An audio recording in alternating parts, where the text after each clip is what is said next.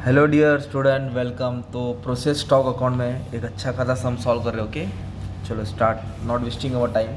तो ऐसे 3 प्रोसेस दिया है और प्रोसेस में क्या होता है, एक से दूसरा, दूसरा से तीसरा, है ना। तो ये केमिकल कंपनी, ओके, ज़्यादा करके इसमें दिया है। तो ये स्टॉक मेथड है। इधर देखो ना, स्टॉक करके लिखा है। इधर 31 दिया है, इधर 1 तारीख दिया है। तो पहले 1 तारीख आता, मतलब ये ओपनिंग स्टॉक है और ये क्लोजिंग स्टॉक है। तो सबसे पहले स्टॉक अकाउंट में क्या करेंगे, प्रोसेस ए बनाएंगे, उसके नीचे उसका स्टॉक, फिर बी बनाएंगे, है ना, प्रोसेस बी बनाएंगे, उसके नीचे स्टॉक प्रोसेस सी बनाएंगे। ओके, तो आ जाओ, डेबिट साइड में पूरा एक्सपेंडिचर आता है। इधर क्या दिया है, बेसिक रॉ मटेरियल, मतलब 30 रुपया पर केजी, और टोटल कितना किलो लेके आया, 60,000। ये क्वांटिटी है, रुपीज़ नहीं है, ठीक है। मतलब उन्होंने 60,000 क्वांटिटी लेके आया। 30 1 किलो कितने के रुपये, 30 के हिसाब से। तो 6 3 18, मतलब 18 लाख। कितना हो गया, 18 लाख, मतलब 50 आ जाएगा। तो 60,000 quantity at the rate of 30।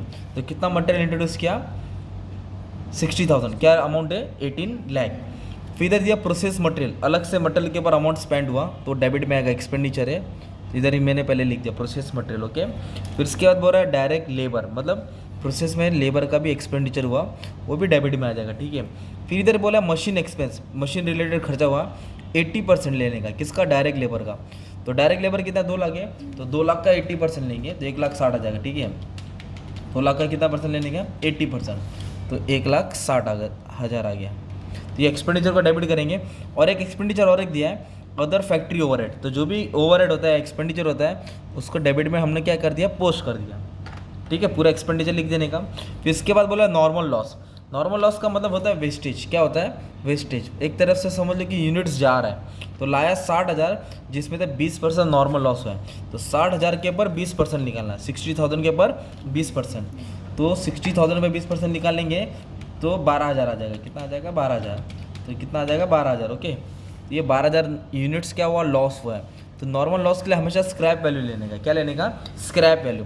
तो स्क्रैप वैल्यू किधर दिया है, देखो थर्ड लास्ट में दिया है। स्क्रैप वैल्यू पर केजी कितना दिया, 12 रुपया।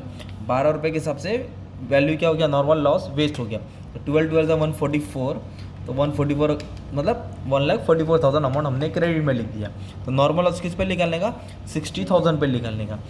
अब स्टार्टिंग का इन्फॉर्मेशन कर लिया। अभी तक 2 इन्फॉर्मेशन क्या है, क्लोजिंग स्टॉक, ओपनिंग स्टॉक दिया है, और स्क्रैप वैल्यू दिया है। वैल्यू ऑफ ओपनिंग स्टॉक तो नहीं लेने का। इधर आउटपुट दिया है, क्या दिया है, आउटपुट मतलब होता है उन्होंने इतना रेडी किया, लाया 60,000, तो उन्होंने आउटपुट तैयार किया 46,500। कितना तैयार किया, 46,500। तो इसके लिए अपने को रेट ढूंढना पड़ेगा, जो रेट दिया नहीं रहता है, फाइंड करना पड़ता है। आउटपुट दिया है पर आउटपुट का रेट ढूंढना पड़ेगा। फिर ये 2 इन्फॉर्मेशन दिख रहा है आपको, ओपनिंग स्टॉक, क्लोजिंग स्टॉक। तो मैं इसको नीचे से एक अलग से अकाउंट बना देता हूँ और उसको वहाँ लिख देता हूँ। यहाँ डेबिट में ओपनिंग स्टॉक आता है, क्रेडिट में क्लोजिंग स्टॉक आता है। तो ओपनिंग स्टॉक कितना है, 1/1/2017। तो ओपनिंग स्टॉक 6,000 है, तो हमने लिख दिया 6,000 यूनिट्स। और क्लोजिंग स्टॉक कितना दिया अपने को, 7,500। क्लोजिंग स्टॉक कितना दिया है, 7,500। तो क्लोजिंग स्टॉक का 7,500 दिया। और ओपनिंग स्टॉक का रेट दिया रहेगा हमेशा। ओपनिंग स्टॉक का रेट दिया, देखो सेकंड लास्ट में, वैल्यू ऑफ ओपनिंग स्टॉक पर केजी 29। कितना दिया रेट, 29 दिया। तो 29 हमने क्या कर दिया, डायरेक्ट लिख दिया, ठीक है।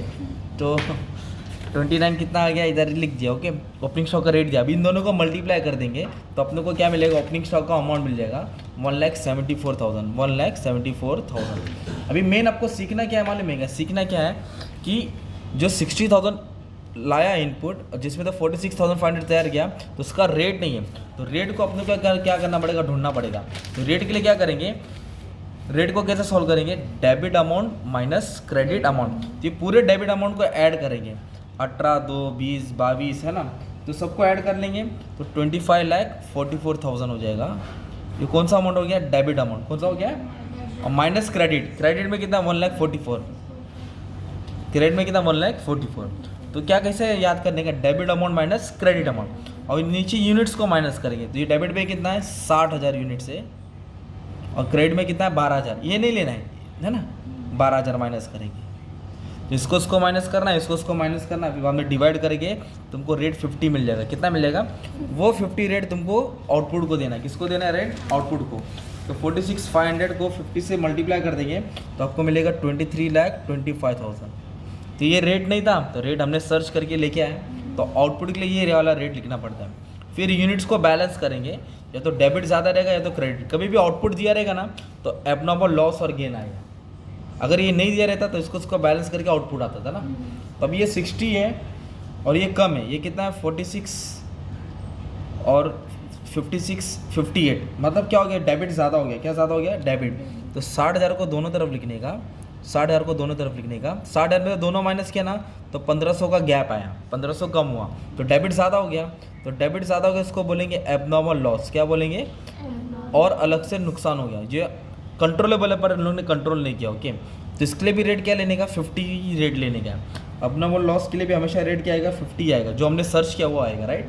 फिर इन दोनों को क्या करेंगे, मल्टीप्लाई करेंगे, तो अमाउंट 75,000 आ जाएगा, 75,000।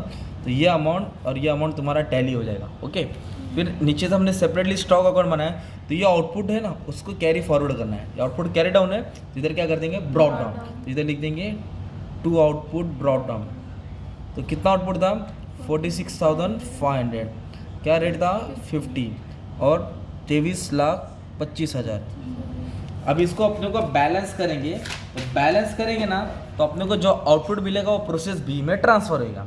तो डेबिट ज़्यादा है, क्रेडिट कम है, तो 46 और 6 52,500 दोनों तरफ लिखने का, 52,500 ये इसको बैलेंस कर रहा है। तो ये ज़्यादा है और ये कम है, तो 52,500 में से 7,500 माइनस करेंगे तो 45,000 आ जाएगा।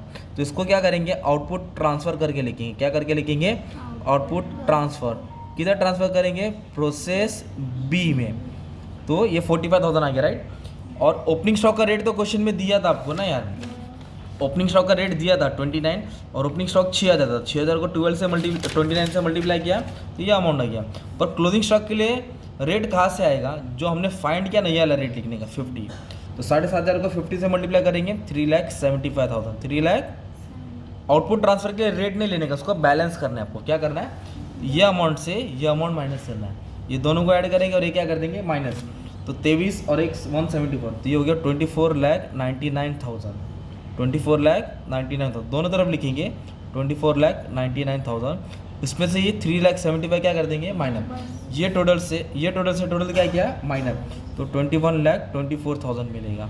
तो ये वाला तुम्हारा नेक्स्ट प्रोसेस में ट्रांसफर होगा। कौन से प्रोसेस में, नेक्स्ट प्रोसेस। तो ऐसे तुम बनाएंगे, प्रोसेस बी बनाएंगे, तो ये पूरा 45,000 21-24 ट्रांसफर कर देंगे। ओके, फिर लाइन रीड करके, क्वेश्चन रीड करके बीच का कॉलम सॉल्व करेंगे, है ना। तो ये अमाउंट एक्सपेंडिचर है, सब एक्सपेंडिचर को यहाँ डाल देंगे। 30% नॉर्मल लॉस दिया, 45% 30% निकल के यहाँ लिख देंगे, है ना। और फिर नॉर्मल लॉस के लिए स्क्रैप वैल्यू दिया रहेगा, मल्टीप्लाई कर देंगे। फिर तुमको आउटपुट के लिए रेट ढूंढना पड़ेगा, ये डेबिट ज़्यादा हो गया। तो जैसे फर्स्ट प्रोसेस किया वैसे सेकंड करना है, स्क्रीनशॉट ले लो। और वैसे तुमको थर्ड खुद से ट्राई करना है। और आपका देखो रेट आना चाहिए, सेकंड का 100 रेट आना चाहिए और थर्ड का 200 आना चाहिए। कमेंट में डाल देना, आ गया तो राइट। तो इस तरह तुम्हारा तीनों प्रोसेस हो जाएगा। मैंने एक ही करा है क्योंकि ज़्यादा भी करके आगे जाके मतलब नहीं है, टाइम वेस्ट होगा, बच्चे देखेंगे। लास्ट में इतना बनाएगा, जो थर्ड प्रोसेस आएगा ना, इधर फिनिश गुड्स लिख देना। क्या लिख देना, फिनिश गुड्स। क्या लिख देना, गुड्स तैयार होगा, ठीक है। तो thank you very much and all the best for your exam.